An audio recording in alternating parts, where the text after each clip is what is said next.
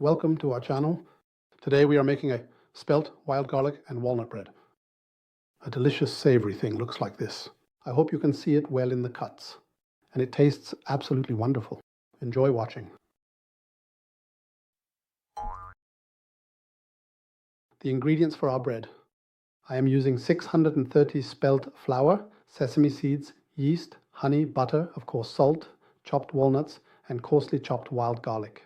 In case you don't know it, wild garlic looks like this, smells incredibly good, a little like garlic, a bit like herbs, currently grows everywhere, something very healthy.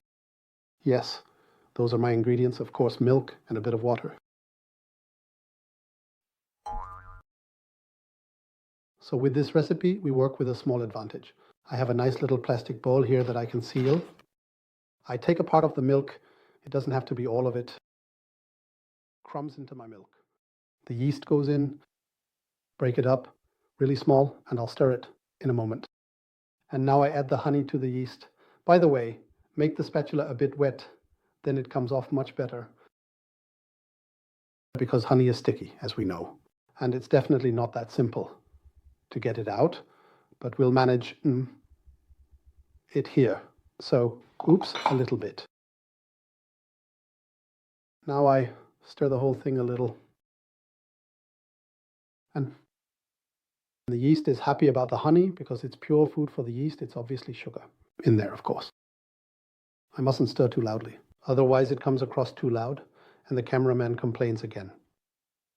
And a bit of flour in there, 2 or 3 spoons. It doesn't need to be more. Stir the whole thing. Again, very gently. Just like that. And that's it already. I now cover my pre-dough. It stays here. It's quite warm here for 10 minutes, a quarter of an hour. The purpose is that a significantly more yeast is produced. It can multiply wonderfully now, so it will have great strength later. And with the pre-dough, I naturally have the advantage that the whole dough process becomes easier for me. So we'll wait now until it has formed a few bubbles. I'll let you know shortly, and then we'll continue. We have now let the bread sit for a quarter of an hour so it can develop. And it looks like this. And believe me, when it looks like this, it's just right. It already has real power. Now it goes into the bowl. What gives a wonderful boost here for my bread? That's really great like this. Now the remaining liquids, Western milk, the water is added. I now take the salt, mix it with my flour.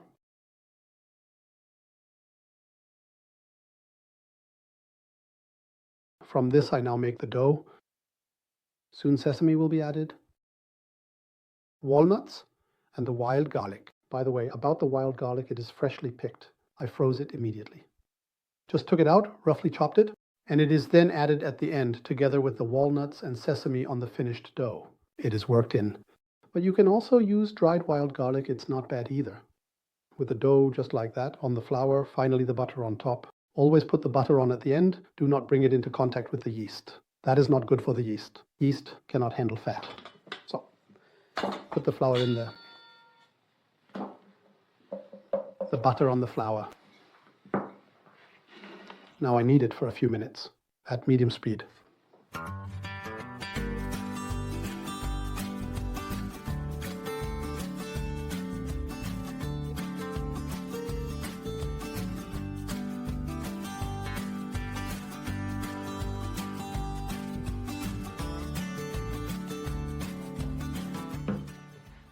The dough has now been in the mixer for a total of almost 6 minutes.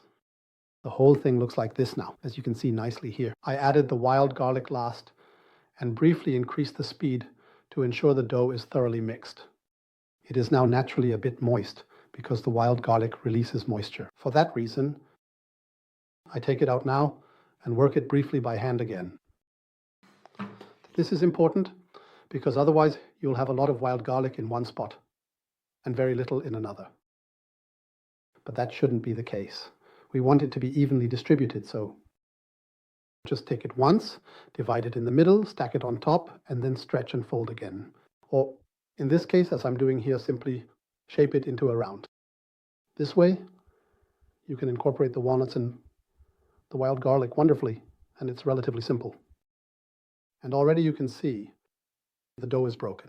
The whole thing has a good distribution and will later become a good bread. I now place the dough seam side down back into the baskets after dusting them with a little flour. You can see it here. And now I cover it, and it will now rest for an hour, standing here. Then we'll see how it develops.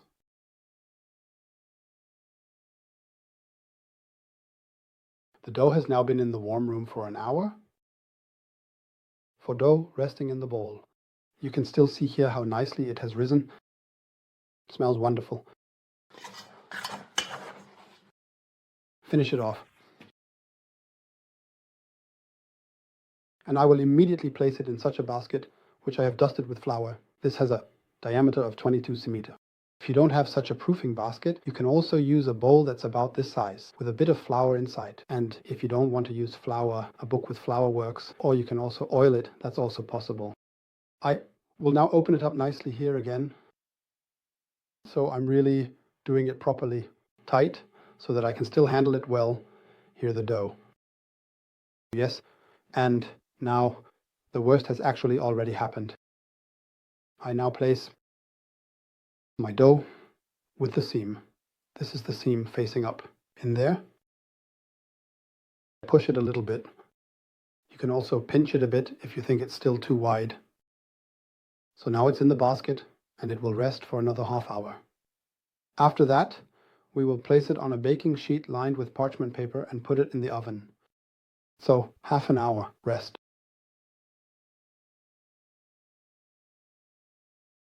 The bread has now spent half an hour resting. Not the bread, the dough, of course. It now looks like this, has risen nicely. When I press it with my finger now, you can see a dent forms, and it slightly rises back up. This is just right for putting it in the oven. I now carefully place it on my baking sheet, and I will cut the dough in such directions.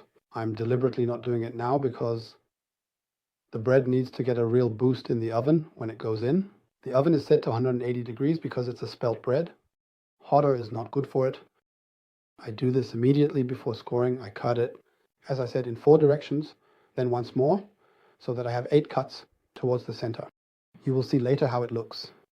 But I want it to go into the oven immediately and then develop wonderfully. And it doesn't collapse too much in the end, because when I cut it now, some of the rise is naturally lost. Yes, we are now putting it in the oven with steam. You will see later what a beautiful bread comes out.